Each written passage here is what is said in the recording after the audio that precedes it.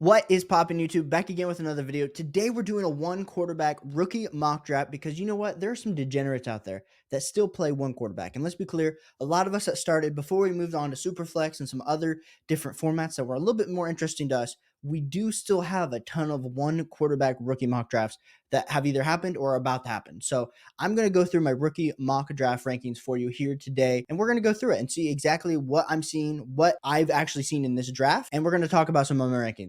I'm about to light the fuse. I just need me a cup. I'ma pour me the juice. I got the juice now. So at the 101, of course, Bijan Robinson. He's the 101 in Superflex and one quarterback. We don't need to harp on it. Atlanta Falcons, top 10 draft capital. Good to go. At the 102 will be Jahmyr Gibbs, especially in a one quarterback. We talked a few days ago about Jahmyr Gibbs or JSN at the 105 in a Superflex league. In a one quarterback, I'm definitely going to need the running backs. So I'm definitely going Jahmyr Gibbs at the 1-2 to the Lions with that draft capital. At the 1-3, we will be taking Jackson Smith and Jigba. Now, in Superflex, a little bit closer, but I think JSN is the clear 103 in Superflex leagues. I think Jackson Smith and Jigba is the clear 103 in one quarterback leagues. At the 1-4, we do have Jordan Addison to the Minnesota Vikings. At the 105, we do have Quentin Johnston to the Chargers. Now, depending on your flavor of wide receiver, I have these guys in the same tier in one quarterback. So take your preference. I prefer Jordan Addison because I know he's walking into a little bit more targets and he doesn't have as much target competition. I know, of course, he has Justin Jefferson, the best receiver in the league, but it's going to open up a lot for Jordan Addison. So I will be taking Jordan Addison at the 1-4 over Quentin Johnston at the 1-5. I did like that pick. Zay Flowers at the 1-6. You have to take that first round draft capital wide receiver. As much as we hate the landing spot, you do have to draft based on talent, and that is what Zay Flowers is. Zach Charbonnet at the 1-7. Devon Achane at the 1-8. We've been seeing a lot of people debate, who do I take here? Do I take Zach Charbonnet, Devon Achane? Zach Charbonnet gets a second round draft capital, lands with the Seattle Seahawks. Not a great landing spot, whereas the Devon Achane lands with the Miami Dolphins, but it's in the third round. I personally will still be going Zach Charbonnet just based on draft capital alone, but could easily see Achane having a better first year out of the gate. This is where it gets really nasty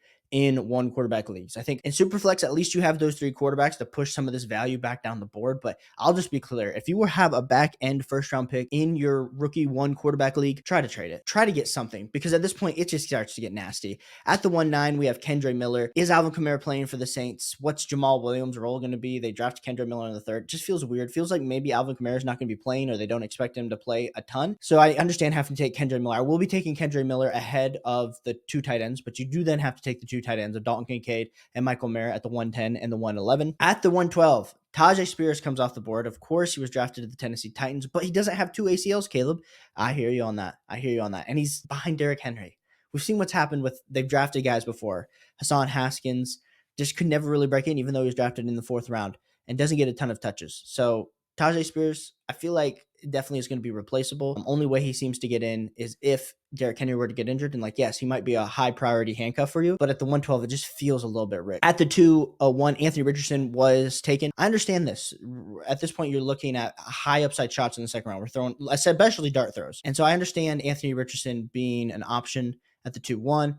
At the 2-2, Josh Downs goes off the board to the Indianapolis Colts. Josh Downs arguably was being talked about, was in the Zay Flowers range early in the pre-draft process. Doesn't get the same type of draft capital at all and lands on the Colts. There's a lot of things to be excited about with that offense, but what's Anthony Richardson's passing upside going to be? I think that's the real question of Josh Downs at the 2-2. I would prefer to take Tank Bigsby or Roshan Johnson ahead of him in a one quarterback. Apologies if you're watching. My light just went out, so that's always good. At the 2-3, we had Tank Bigsby off the board, then Roshan Johnson at the 2-4. Tank Bigsby goes to the Jacksonville Jaguars, while Roshan Johnson goes in the fourth round to the Chicago Bears. Now, while we like both of these landing spots for them, I think you're a little bit worried about Tank Bigsby. Is he going to overtake Travis Etienne, even though the reports all offseason has been that they want to get back to a running back by committee with Doug Peterson, whereas Roshan Johnson, you could easily see him supplanting Khalil Herbert, Dante Foreman for the Bears. So I like those two picks in the early part of the second round. Jalen Hyatt goes at the 2-5.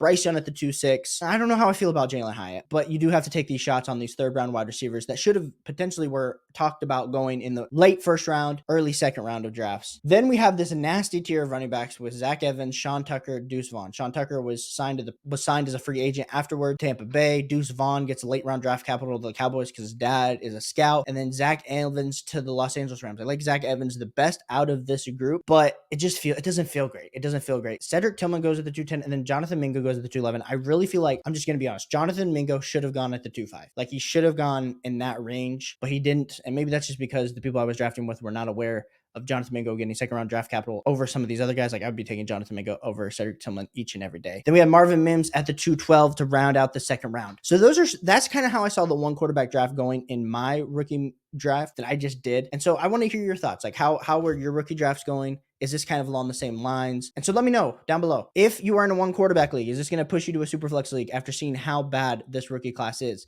And honestly, we were downplaying how bad the 2022 class was, but those wide receivers really held it down. And I think that's the difference. The running backs did not hold up this class like they were projected to do. If you like this content, you like fantasy football content, you like Dynasty fantasy football content, hit that like button, hit that subscribe button, helps me out a ton, and I'll catch you guys on the next one.